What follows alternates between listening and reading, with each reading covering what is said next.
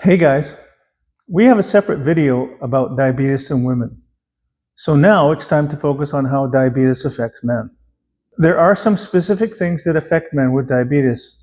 In this video, we focus on these issues. We're going to focus on three things: the reluctance to go to a doctor and own your own healthcare, ED, and the communication with your partner. Some of the issues will be explicit, so if you're uncomfortable talking about private things, skip this video. This is not an easy topic for me to talk about, and I share a lot of personal experiences hoping it will help you. Diabetes sucks. But at Simply Diabetes, we can help you manage your diabetes cheaper and easier. We are not medical professionals. We are people with diabetes, just like you. Welcome.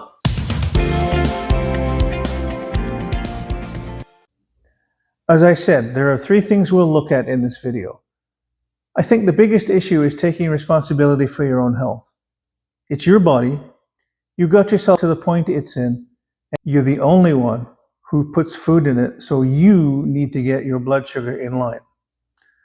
We participate in various diabetes communities on social media, and we often see questions like this. My husband or boyfriend just got diagnosed with diabetes. What do I do now? It seems that the woman cares more about her man's health or her guy's health more than he himself does. That's crazy. Why don't we ask for ourselves? Often, some of us feel like crap and don't go to a doctor for years. So during that time, diabetes quietly progresses. Think about that. That's not manly, that's stupid. If you think about it, if your car had performance issues, you'd open the hood or go to a mechanic. Your doctor is like a mechanic for your body. So go and get yourself checked. You need to be real about where you are in this situation. In many cases, we become diabetic because we eat too many carbohydrates and too many ultra-processed foods. Fries, burgers, breaded chicken wings, regular soda, and beer, and so on. One time when we were traveling, we stopped at a Pilot gas station. We were hungry and decided to get some food. Now, I know gas station foods aren't famous for nutrition, but at that time it was our only option. We waited behind a guy, clearly a trucker. He bought a burger with fries, a generous serving of breaded chicken wings, with more fries, and a large regular soft drink. He completely ignored a salad with eggs and grilled chicken that were staring at him from the serving counter. He was a big guy, clearly in danger of becoming diabetic, or maybe was already there. I don't want to go into detail here because we have several videos about eating. I added the links below. I have a pickleball friend whose A1C was over 6 in 2024. He was absolutely mortified. He immediately decided to change his eating habits. He dropped 20 pounds or so and lowered his A1C to under 6 in just a few short months. In one of our earlier videos, we talked about a sales manager. He was overweight and in poor health. So he decided to go and adopt a dog that was also overweight. You can probably guess the rest. They both became fit and healthy, going so far as to run marathons together. It's unrealistic to think that we can all do this, but it's an awesome story. I added the link below. I think a good analogy is if you put the wrong fuel in your car, it won't work very well. We put the wrong fuel in our bodies and we expect it will be fine. It won't be. If your doctor or your dietitian or even your own body tells you that you need to eat better, you need to improve, no question. So you need to take responsibility. If you can't or won't do that, you might as well stop the video because I can't help you. I hope you don't stop watching because you must understand you have to take responsibility for what you're putting your body through if you want to get your blood sugar under control. Here's a major problem. In the beginning, diabetes doesn't hurt. You may only feel lightheaded or your heartbeat is high. A blood sugar reading of 140 is high enough to start damaging your internal organs and your blood vessels. By the time you do feel it, you're usually already in trouble. Now, having diabetes doesn't mean all the complications are bound to come, such as blindness, amputations, neuropathy, kidney disease, and so on. But the risk is huge if you don't get it under control and keeps increasing the higher and longer your blood sugars run high. If you choose to ignore the fact you have diabetes, you really are asking for all or some of the complications. The good news is we're here to tell you it doesn't have to be this way. Make some changes. In the beginning, follow a restrictive diet, as restricted as you need it to be. After you get it under control, it doesn't have to be super restrictive. That means you can still have things you like, just not like you did to get you where you were, and not lots of it. These days, when we go to a restaurant for dinner, most times I only eat about half and take the other half home for tomorrow's lunch or dinner. We men don't have hormonal changes that affect our sugar like our wives or significant female others do, fortunately for us.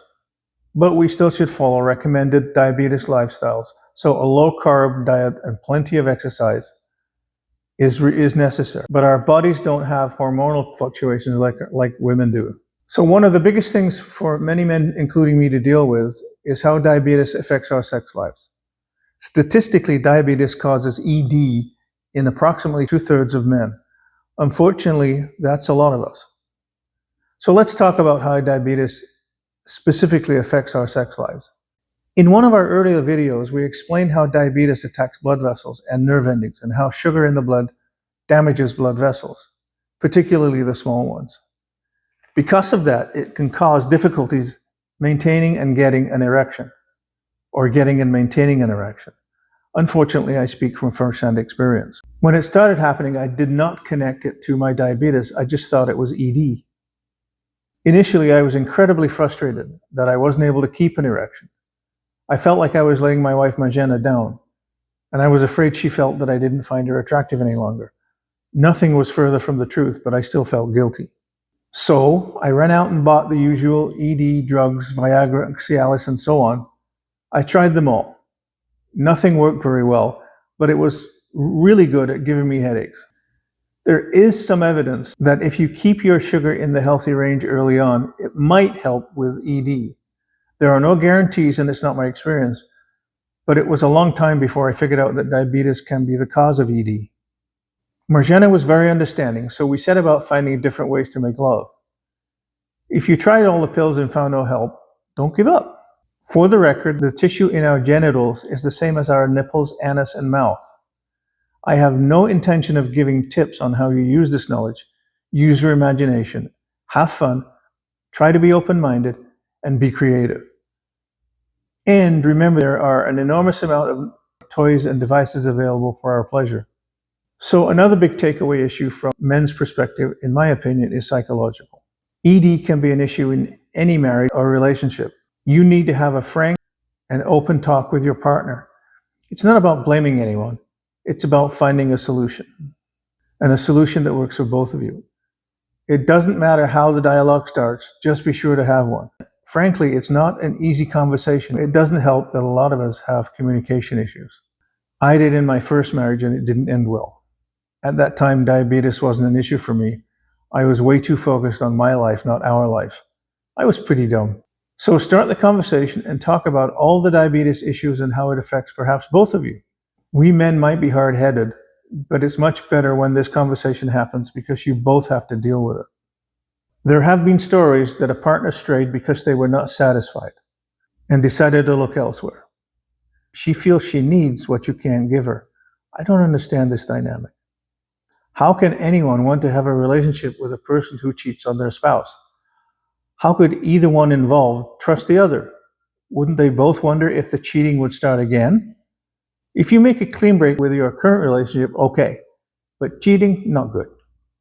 I can only assume that was partially because of a lack of communication or the relationship wasn't strong enough in the first place. If nothing else, the conversation should help bring you closer, and by discussing what's going on and find a solution together. The same goes if diabetes affects your wife and not you.